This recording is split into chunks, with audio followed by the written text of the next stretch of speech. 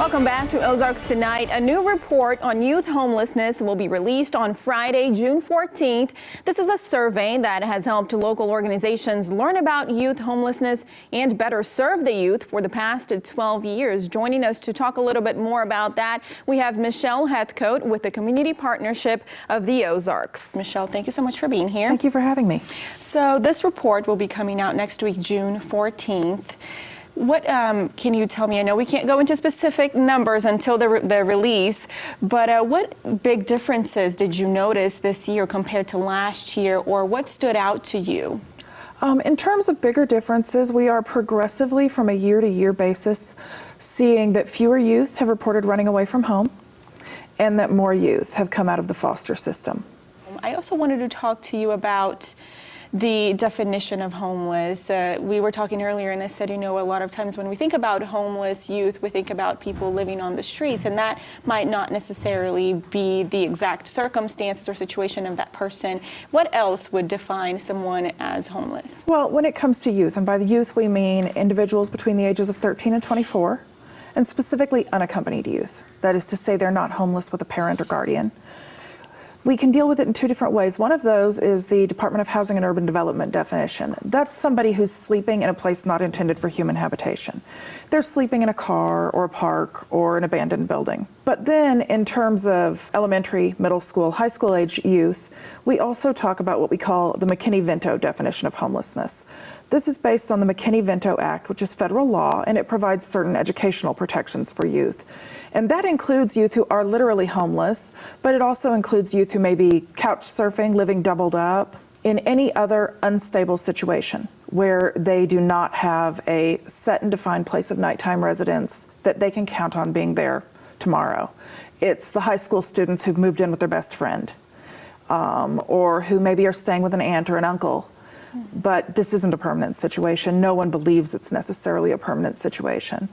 Now, the information from this report you're gathering, it's basically a survey that youth themselves are filling out and letting you know where they spent the night last night, where they spent the night the last week, and where they're living now, and their ages and situations like that. Can you tell me a little bit about that and how you gather that information and who is filling this out? Well, our surveys serve two purposes. First, they meet the Department of Housing and Urban Development mandated point-in-time count requirement. So while the point-in-time count looks at where someone slept the night before, were they in a car? Were they in an emergency shelter? We'd like to know a little more. We want to know not only where they slept the night before, but what led them to homelessness, if they are literally homeless or unstably housed, what factors played into this, any past involvement in the foster care system, experiences of abuse and trauma, as well as what they know about services locally. Do they know how to get help with shelter and food and medical care? And what do they think we need? Because we can take that back to service providers via the Youth Task Force and reach out to them and go, you know what, here's what we're missing.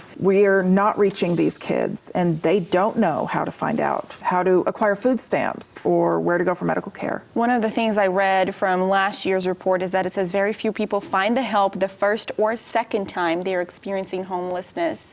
Tell me a little bit more about that, and is that one of the goals with getting this information, finding out, do they know where to find help? And then with this information, trying to reach out to them with, here is where you find help, so that the first time this happens, you know where to go. It is, and we have some wonderful resource providers locally who can work well with youth and have programs in place to get those youth housed and supported.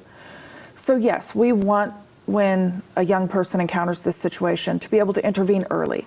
The earlier we intervene, the more successful this youth will be. What are some of the risks that youth may encounter if they become homeless?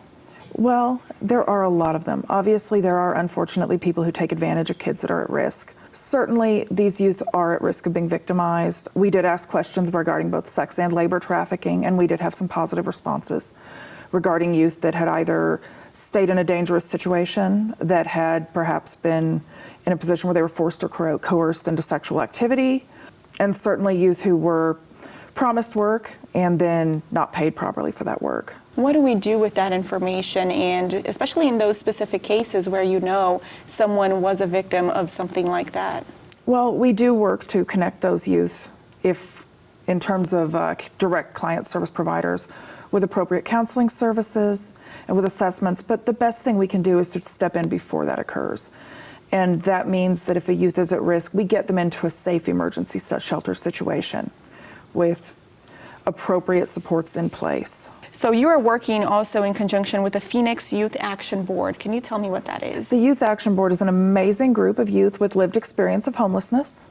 These are kids who have been on the streets themselves in often really dire and desperate circumstances who come together, well, with a dual purpose. One, they're there to help advise us and to help us make the right choices for our programs and services so that we can reach youth and reach them in a way that they'll be responsive to. But they're also there because they really want to work to help other youth that are at risk. You know, they are working really hard to come up with outreach materials and to reach out to kids that are on the streets and to volunteer themselves to work with other youth that are on the streets and to help connect those youth with resources that they themselves have already made use of. How beneficial has it been to have them sit there at the table with you and give you that information? You know, and types they of are a insight? huge help because, you know, sometimes the rest of us, it's been a few years since we were kids ourselves, and things we think are great ideas, occasionally they break it to us that they're not. And sometimes they have thoughts and ideas and feedback that just wouldn't dawn on us. But also, those of us who work with them just feel like we're lucky to get to know these kids. They really, really show you that they're ordinary teenagers and young adults who unfortunately were failed by the systems of care in place. In many cases, their families of origin failed them, their extended families failed them, and frankly, so did all the systems we have in place to try to support children at risk. And that's why this report is important. Thank you so much, Michelle. Thank you for having me.